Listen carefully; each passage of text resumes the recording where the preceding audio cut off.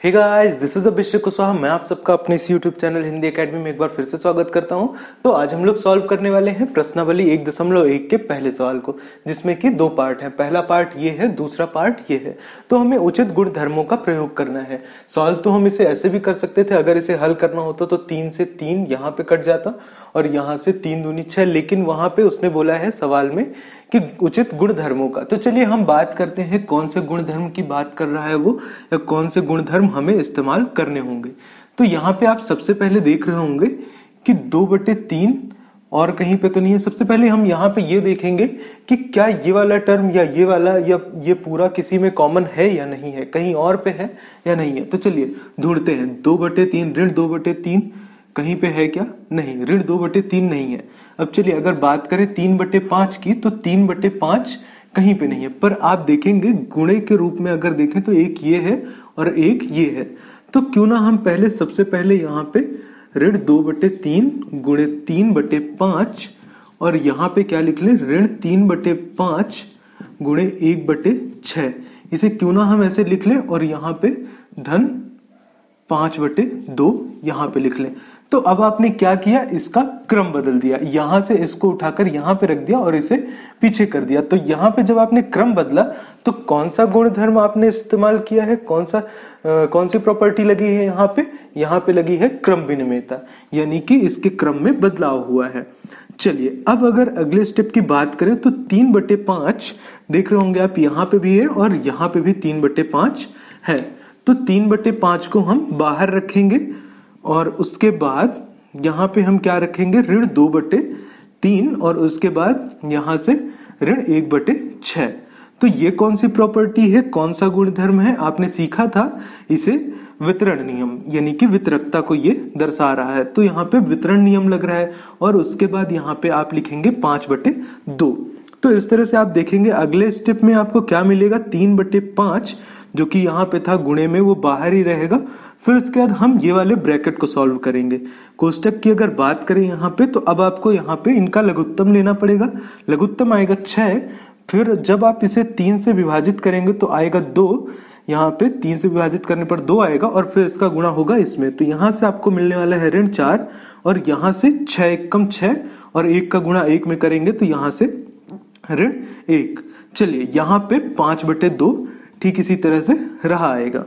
चलिए अगर यहाँ पे अगले स्टेप की बात करें तो अब आप इसे क्या लिखेंगे, 3/5 और यहां से क्या मिलने वाला है, ऋण 4 और ऋण 1, ये दोनों जुड़ जाएंगे आपस में और चिन्ह कौन सा होगा, ऋण का होगा। तो यहाँ पे आपको मिलने वाला है ऋण 5/6 यहाँ पे आपको मिलने वाला है और आगे यहाँ पे प्लस 5/2 5/2 यहाँ पे आपका बच जाएगा।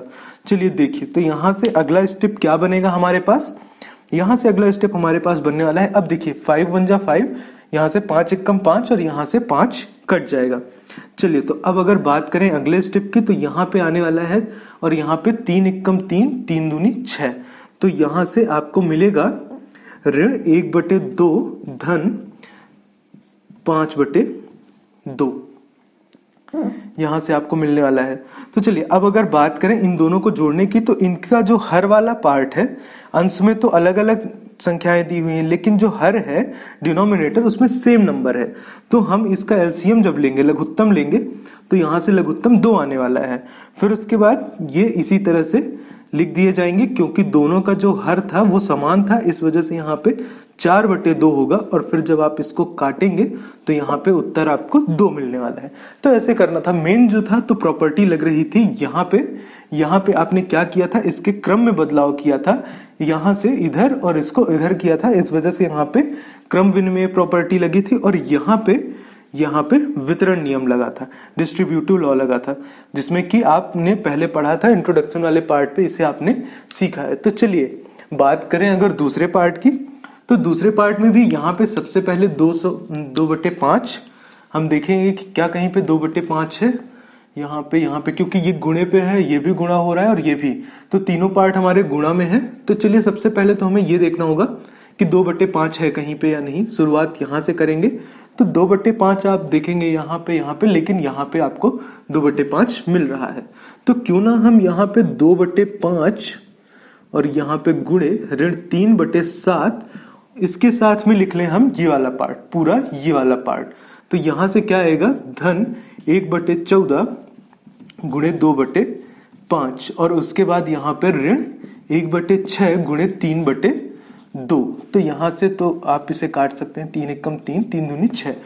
तो अगले स्टेप में क्या होने वाला है, यहाँ पे आपने क्या किया है, क्रम का बदलाव किया है। तो यहाँ पे क्रम विनिमय लगा है इस वाले स्टेप पे।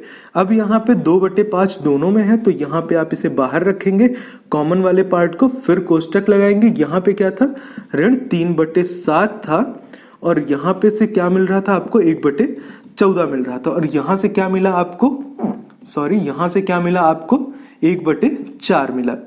तो अब यहाँ से जब आप इसको सॉल्व करेंगे तो यहाँ पे आपको मिलने वाला है 2/5, और जब आप इसका लघुत्तम लेंगे तो आपको लघुत्तम 7 और 14 का लघुत्तम 14 होता है। अब जब 7 से आप इसे विभाजित करेंगे मिलेगा आपको 2, और इसमें जब आप गुणा करेंगे तो यहाँ से ऋण 6 आएगा। धन यहाँ पे 14 एकम 14, और 1 से जब आप गुणा करेंगे तो आपको मिलने वाला है यहाँ पे 1, और फिर यहाँ से ये ऋण 1/4। तो चलिए अगले स्टेप में आप क्या देखेंगे, यहाँ पे 2/5 गुणे यहां से ऋण 5/14, ऋण 5/14, और यहां से ऋण 1/4। तो अब इस स्टेप में आप देख रहे होंगे 5 यहाँ पे भी है और यहाँ पे, तो 5 एकम 5 और यहाँ पे 5 एकम 5, और यहाँ से 2 सत्ते 14 आने वाला है। तो अब आप देखेंगे अगले स्टेप में यहाँ से आपको क्या मिलने वाला है, 1/7 ऋण, यहाँ पे ऋण का चिन्ह था तो ये भी ऋण के साथ आएगा, और यहाँ पे आपको क्या मिलने वाला है, ऋण 1/4। तो यहाँ से आप जब इसका लघुत्तम लेंगे तो आपको मिलेगा यहाँ से 7 और 4 का लघुत्तम कितना आने वाला है, 28। 28 आने के बाद जब आप यहाँ पे 28 करेंगे तो 7 चौक 28, तो यहाँ से ऋण 4, फिर यहाँ पे 4 सत्ते 28, और ये ऋण के चिन्ह के साथ यहाँ पे ऋण 7। तो यहाँ से आप क्या लिखेंगे, 7 और 4 को जब आप जोड़ेंगे और दोनों ऋण के चिन्ह के साथ हैं तो यहाँ पे ऋण 11/28 आपका उत्तर आने वाला है। तो ऐसे आपको सॉल्व करना था इसे। यहाँ पे बेसिकली इसमें भी आपको यहाँ पे प्रॉपर्टी मिली थी जहाँ पे आपने क्रम का बदलाव किया था, और यहाँ पे आपने डिस्ट्रीब्यूटिव लॉ यानी कि यहाँ पे वितरण का नियम लगाया था। तो ये चीजें आपको यहाँ पे सीखनी थी। तो चलिए बढ़ते हैं अगले सवाल की तरफ। तो चलिए बढ़ते हैं दूसरे सवाल की तरफ। दूसरे सवाल में आपके पास 5 पार्ट हैं, पहला, दूसरा, तीसरा, चौथा और 5वां। इसमें आपको इनका योज्य प्रतिलोम ज्ञात करना है। योज्य प्रतिलोम क्या होता है, अगर हमारे पास 1 है और हम इसमें ऐसी क्या संख्या जोड़ दें, 1 में हम क्या जोड़ दें कि हमें 0 मिल जाए। तो आप सबको पता है कि 1 में हमें ऋण 1 जोड़ने पर ही 0 मिलने वाला है। तो ठीक उसी तरह से हम यहाँ पे योज्य प्रतिलोम में क्या करेंगे कि जो भी हमारे पास संख्या दी हुई होगी उसी संख्या को हम विपरीत चिन्ह के साथ रख देंगे या जोड़ देंगे, तो हमें योज्य प्रतिलोम मिल जाएगा। तो चलिए आइए देखते हैं कैसे हम इन परिमेय संख्या का योज्य प्रतिलोम ढूंढेंगे। तो अगर बात करें यहाँ पे पहले सवाल की 2/8, 2/8 में आप क्या जोड़ दें कि आपको 0 मिल जाए। तो यहाँ पे आपको निश्चित तौर पर ऋण 2/8 ही जोड़ना पड़ेगा, क्योंकि जब आप इसे ऐसे जोड़ेंगे तो यहाँ से आपको मिलने वाला है, क्या मिलेगा, एलसीएम यानी कि लघुत्तम आपका 8 आने वाला है, और यहाँ से 2 धन ऋण 2, तो ऋण 2 और 2 कट जाएगा क्योंकि ये प्लस और माइनस माइनस हो जाएगा। तो यहाँ से आपको मिलने वाला है 0/8 जो कि 0 के बराबर होता है। चलिए ठीक उसी तरह से अगर हम यहाँ पे देखें, इसमें हम क्या जोड़ दें कि यहाँ पे 0 मिल जाए, तो हम इसे भी इसके विपरीत चिन्ह के साथ, विपरीत चिन्ह यानी कि पॉजिटिव साइन के साथ, ये निगेटिव के साथ है यानी कि ऋण के साथ है, ऋणात्मक है, तो हम यहाँ पे धनात्मक रूप में इसे लिख देंगे। तो ये जुड़ने के बाद हमें क्या मिलेगा, 0। चलिए इस वाले पार्ट की अगर बात करें तो यहाँ पे 2 माइनस है, एक यहाँ पे लगा हुआ है, एक यहाँ पे। तो ये जो ऋणात्मक या फिर ऋण का चिन्ह है, तो दोनों ऊपर नीचे ऋण होने की वजह से दोनों ऋण चिन्ह धनात्मक कर देते हैं इस संख्या को। तो यहाँ पे हम इस संख्या का ऋणात्मक पार्ट रखेंगे यानी कि ऋण 6/5 रखेंगे, तब जाके हमें यहाँ से 0 मिलने वाला है। चलिए उसी तरह से अगर बात करें यहाँ पे चौथे पार्ट की, तो चौथे पार्ट में भी हमें देखिए यहाँ पे एक ऋण लगा हुआ है, तो जो हम यहाँ पे संख्या रखेंगे वो धनात्मक संख्या रखेंगे, तो यहाँ से आपको फिर से 0 मिलेगा। बस हमें सिर्फ एक बात का ध्यान देना होता है कि जो भी संख्या लिखी हुई हो, जिस भी चिन्ह के साथ लिखी हुई हो, जैसे यहाँ पे 2 माइनस साइन थे, 2 ऋणात्मक चिन्ह थे, तो हमने उसको काट दिया, क्योंकि 2 ऋणात्मक चिन्ह जब होते हैं तो ये संख्या अपने आप में धनात्मक होती है। पर अगर एक ऋणात्मक चिन्ह है तो हम इसे ऋणात्मक ही मानते हैं, इसलिए इसका धनात्मक रूप लिख देंगे। यहाँ पे 19/6 लिख देंगे, तो ये हमें क्या दिलाएगा, 0 दिलाएगा। तो इस तरह से आपको निकालना था। बेसिकली ये सारे सवाल, जो ये छोटे छोटे सवाल हैं, आप लोगों को इसलिए दिए जाते हैं कि जो आपने पहले सीखा है तो क्या वो आप लोगों को याद है या नहीं याद है। वैसे तो इनका इतना ज्यादा महत्व नहीं होता है, पर ये छोटी छोटी चीजें जब आप याद रखेंगे तो आगे आपको आसानी होगी पढ़ने में। तो चलिए मिलते हैं अगले वीडियो पे। तो चलिए बढ़ते हैं अपने चौथे सवाल की तरफ। चौथे सवाल में आपके पास 6 पार्ट हैं, 3 ये लिखे हुए हैं और 3 ये लिखे हुए हैं। तो इनमें आपको गुणनात्मक प्रतिलोम ज्ञात करना है। तो चलिए हम समझते हैं कि गुणनात्मक प्रतिलोम होता क्या है। अगर आपके पास कोई भी संख्या दी हुई है, 2 दिया हुआ है, अगर 2, इसमें आप, या मान लीजिए ऋण 2 से शुरुआत करें, ऋण 2 दिया हुआ है आपके पास, इसमें आप ऐसा क्या गुणा कर दें कि आपको यहाँ पे 1 मिल जाए। तो इसमें आप गुणा करेंगे ऋण 1/2 का। ऋण 1/2 का गुणा क्यों करेंगे आप, क्योंकि यहाँ पे भी ऋण का निशान है और यहाँ पे भी ऋण का चिन्ह, तो 2 ऋण मिलकर धन बनाते हैं जब गुणा होता है इनका।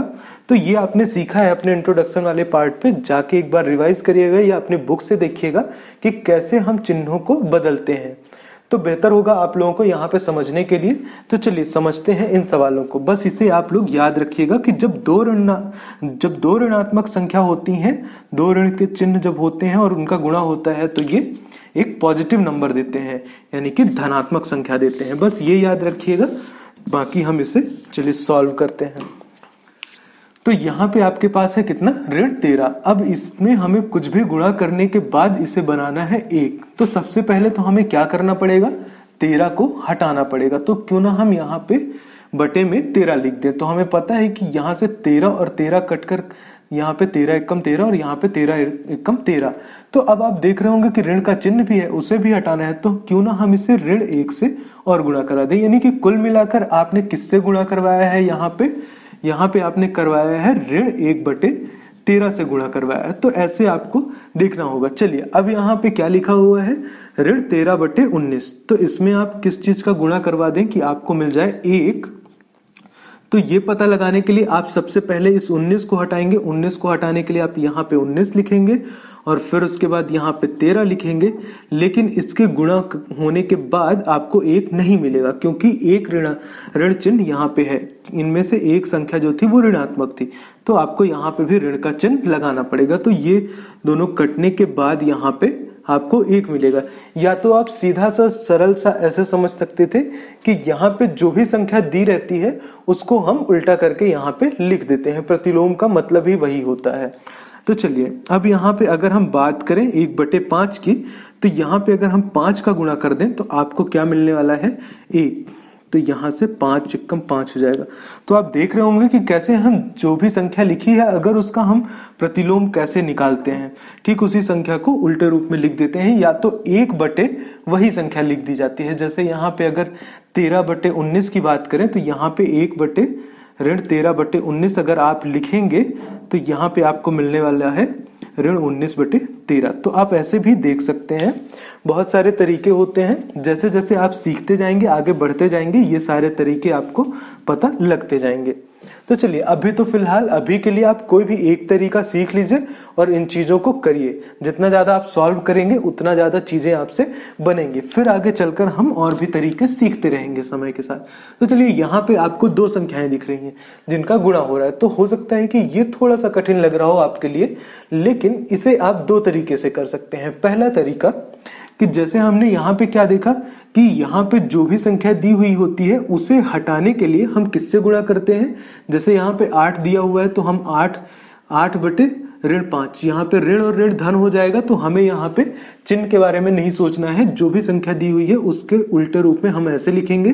फिर उसके बाद 3/7 है तो हम 7/3 लिख देंगे। एक तरीका ये था जहां से आपका इस 5 से ये 5 कट जाता, 8 से 8, 3 से 3, 7 से 7। तो एक तरीका तो ये था जहां से आपको 1 मिलने वाला था, क्योंकि ये ऋणात्मक संख्याएं थी दोनों, तो यहां से आपको धनात्मक संख्या यहाँ पे धन 1 मिलता धनात्मक चिन्ह के साथ। दूसरा तरीका अगर हम बात करें तो आप इसे क्या कर सकते थे, 5 तिहाई 15 इन दोनों का गुणा करके और 7 अठे 56, यहां से 56, और क्या रहेगा, साइन क्या रहेगा यहाँ पे, चिन्ह कौन सा होगा, दोनों ऋणात्मक संख्या थी तो धन का निशान होगा। अब आप इसमें यहाँ पे इक्वल टू, अगर यहाँ से आप ये चीज नहीं करते इसमें और यहाँ पे आप इसका गुणा करके नीचे लिखते, फिर आपको थोड़ी आसानी और हो सकती थी। यहाँ पे आप 56/15 लिख देते, सीधा इसका उल्टा आप यहाँ पे लिख देते, तो यहाँ से 15 और यहाँ से 56 कैंसिल आउट होकर कटने के बाद आपको 1 मिल जाता। तो ठीक उसी तरह से हम इसको भी सॉल्व करेंगे, ये आप लोग करिएगा। और यहाँ पे ऋण 1, तो आपको ज्यादा सोचने की भी जरूरत नहीं है, यहाँ पे आप सिर्फ ऋण 1 का गुणा करेंगे तो आपको 1 मिल जाने वाला है, क्योंकि 2 ऋणात्मक संख्याएं मिलकर ही एक धनात्मक संख्या बनाती हैं जब गुणा की बात करें हम तो इस तरह से करना था। ये वाला पार्ट सॉल्व करिएगा आप लोग, और बाकी चीजों को भी, इनको भी एक बार फिर से अपने से सॉल्व करिएगा। तो चलिए मिलते हैं अगले सवाल पे।